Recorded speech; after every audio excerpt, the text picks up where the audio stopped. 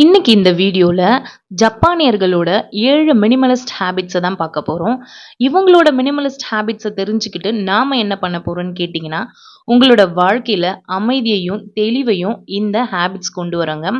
இந்த பழக்கங்கள நம்ம daily follow பண்றதுனால, உங்களோட வாழ்க்கையில ரொம்ப மிக எளிமையாவும், மன அமைதியாவும் மாறும். வாங்க அது என்னென்ன ஹேபிட்ஸ்ன்னு சொல்லிட்டுன்னு உள்ள போய் பார்க்கலாம். Welcome to my channel better everyday Tamil. அவங்க ஃபாலோ பண்ணுற ஃபர்ஸ்ட் பழக்கம் என்னன்னு கேட்டிங்கன்னா தன்ஷரி. தன்ஷரி அப்படின்னா நிராகரிப்பு, விலக்குதல் இல்லைன்னா ஒரு விஷயத்திலிருந்து விடுபட்டு வாழ்தல் அப்படின்றத குறிக்குது. அதாவது தேவையில்லாத பொருட்களோ இல்லை நம்மளோட மனசாட்சியை தொந்தரவு செய்கிற எந்த ஒரு விஷயத்தையும் அவங்க லைஃப்பில் அவங்க வச்சுக்கவே மாட்டாங்களாம். அதை உடனே அவங்க லைஃப்லேருந்து அவங்க தூக்கி எறிஞ்சிடுவாங்களாம். நாமெல்லாம் என்ன பண்ணுவோம்னா நம்மளோட வாழ்க்கையில நம்ம டெய்லி லைஃப்ல நமக்கு தேவையில்லாத நிறைய பொருட்களை வாங்கி நம்ம வீட்டையும் நிரப்பி வச்சிருப்போம். அதை விட முக்கியம் தேவையில்லாத எண்ணங்களெல்லாம் எடுத்து எடுத்து நம்ம மைண்டையும் நம்ம ஃபில் பண்ணி வச்சிருப்போம், மனசையும் ஃபில் பண்ணி வச்சிருப்போம். ஸோ இது எதுவுமே அவங்க பண்ண மாட்டாங்களாம். ஒரு பொருள் தேவைனா மட்டும்தான் அவங்க வாங்குவாங்களாம். ஒரு விஷயம் அவங்களுக்கு தேவைப்பட்டா மட்டும்தான் அதை அவங்க மைண்டுக்குள்ளே ஏற்றிப்பாங்களாம். இந்த விஷயம் நம்மளை காயப்படுத்தும், இந்த விஷயத்தால நமக்கு எந்த யூஸும் இல்லை அப்படின்னும் போது அந்த விஷயத்த அவங்க மைண்டுக்கும் சரி அவங்களோட மனசுக்கும் சரி அவங்க எடுத்துக்கவே மாட்டாங்களாம். இதுதான் அவங்க ஃபர்ஸ்ட் ஃபாலோ பண்ற அந்த மினிமலிஸ்டோட ஹேபிட், தன்ஷரி.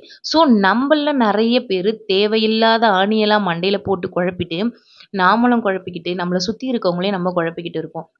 ஸோ நம்ம கிட்ட இருக்க தேவையில்லாத பொருட்களா இருந்தாலும் சரி, தேவையில்லாத எண்ணங்களா இருந்தாலும் சரி, நம்மள காயப்படுத்துற எந்த ஒரு விஷயமா இருந்தாலும் சரி, அது நம்ம மனசுக்கும் நம்ம மூளைக்கும் கொண்டு போகாம நம்ம அதிலிருந்து நாம விலகி வர்றது நமக்கு ரொம்ப நல்லது. இந்த ஹேபிட் நம்ம எல்லாருக்குமே பொருந்தும்னு நான் நினைக்கிறேன். நீங்க என்ன சொல்றீங்கன்னு கமெண்ட் செக்ஷன்ல சொல்லுங்க. அண்ட் செகண்ட் திங் வந்து இச்சிகோ இச்சி ஏ, அதாவது ஒவ்வொரு தருணத்தையும் அவங்க ரொம்ப ரொம்ப மதிப்பாங்களாம். ஏன்னா நாம வாழற இந்த வாழ்க்கையில இந்த நிமிஷம் தான் நிலையானது, இந்த நிமிஷம் ஒரு முறை தான் வரும் அப்படின்றத ரொம்ப அதிகமா அவங்க பிலீவ் பண்றாங்களாம். ஸோ இன்னைக்கு வாழற இந்த நிமிஷத்தை அவங்க முழு மனசோட லைஃப்ல அனுபவிக்கணும் அப்படின்றது அவங்களோட வாழ்க்கையோட முக்கிய அம்சமா இருக்கா. நம்மள எத்தனை பேர் அப்படி இருக்கோம்? பழசை யோசிக்கிறோம், இல்ல ஃபியூச்சரை யோசிக்கிறோம். இதையே நம்ம யோசிச்சுட்டே இருக்கோம். கண்டிப்பா ஃபியூச்சரை யோசிக்கணும், நான் வேண்டான்னு சொல்லல. ஆனா அதுலயே நம்ம அதிகமான டைமை ஸ்பெண்ட் பண்றதுனால நம்ம இந்த நொடியை வாழறத தவற விட்டுறோம். ஸோ நாமளும் இந்த நொடி வாழ்ந்து இந்த நொடியை நம்ம வந்து சந்தோஷமா அனுபவிச்சு வாழ பழகிக்குவோம். அண்ட் தேர்ட் ஒன் வந்து கெய்சன், அதாவது சிறிய மாற்றங்கள் மூலமா அவங்க வந்து அவங்கள முன்னேற்றிக்கிட்டே போவாங்களாம். அதாவது அவங்களோட எண்ணப்படி என்ன இருக்குன்னா, டெய்லி 1% ஆவது நம்ம நல்லது செய்யணும் அடுத்தவங்களுக்கு. இல்ல 1% ஆவது நம்மளோட வாழ்க்கைக்கு அடுத்த கட்டத்துக்கு நோக்கி போறதுக்கு நம்ம என்ன ஃபாலோ பண்றோம், நம்ம என்ன ஸ்டெப் எடுத்து வச்சோம் அப்படின்றத யோசிச்சு தினமும் 1% அவங்க முன்னேற்றம் அடையறாங்களா இல்லையான்னு அதுல கான்சென்ட்ரேட் பண்ணி டெய்லி அவங்கள அவங்க வளர்த்துக்கிட்டே இருப்பாங்களாம். ஸோ நம்மள நிறைய பேர் இதை ஃபாலோ பண்றோமான்னு தெரியாது.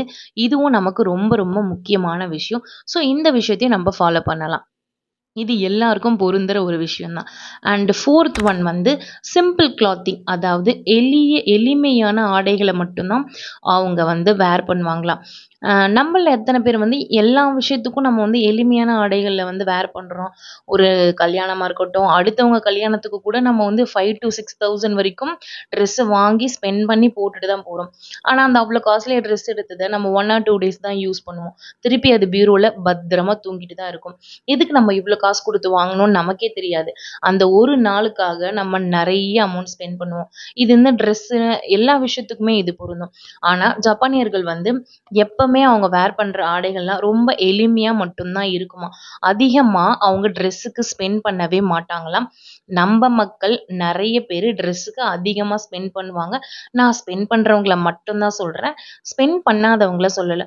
ஸோ மேக்சிமம் வந்து நம்ம வந்து ஒரு விசேஷத்துக்கோ சரி, ஏதாவது ஒரு விஷயத்துக்காக ட்ரெஸ்ஸில் அதிகமா ஸ்பெண்ட் பண்ணாதீங்க. என்னோட கருத்துமே அதுதான். ஏன்னா நம்ம ட்ரெஸ் எல்லாம் வந்து இப்போ வந்து சிம்பிளா வாங்கினா கூட அதையே நம்ம வீட்ல அடிக்கடி போடுவோம். ஆனா காஸ்ட்லியா வாங்கிட்டோம்னா அதை நம்ம போடுறதுக்கே மனசு வராது. 1 or 2 days போடுறதுக்காக நம்ம எதுக்கு அப்படியே காசு கொடுத்து வாங்கி பீரோல தூங்கணும். ஸோ ஆடைகள்ல அதிகமா நீங்க வந்து செலவு பண்ணாதீங்க. இதனால உங்களுக்கு மன அழுத்தம் கூட வரும் அப்படின்ற மாதிரி அவங்க ஃபீல் பண்றாங்களாம். அண்ட் ஃபிஃப்த் ஒன் வந்து மார்னிங் கிளீனிங். அதாவது காலையிலேயே அவங்க வந்து அவங்கள சுத்தி இருக்கிற எல்லா இடத்தையும் வந்து கிளீனா வச்சுப்பாங்களாம்.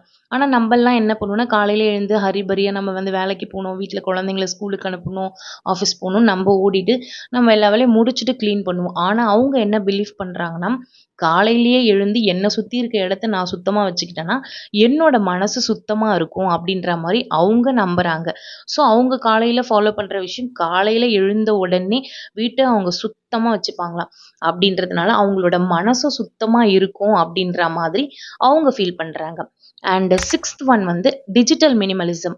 அதாவது இப்போ நம்ம யூஸ் பண்ற ஃபோனு, சோஷியல் மீடியா எதுவா வேணாலும் அவங்க அதுல சிக்காம அவங்களோட தேவைக்காக மட்டும் தான், அவங்க தேவைப்படுற நேரத்துல மட்டும் தான் அதை அவங்க யூஸ் பண்ணுவாங்களாம்.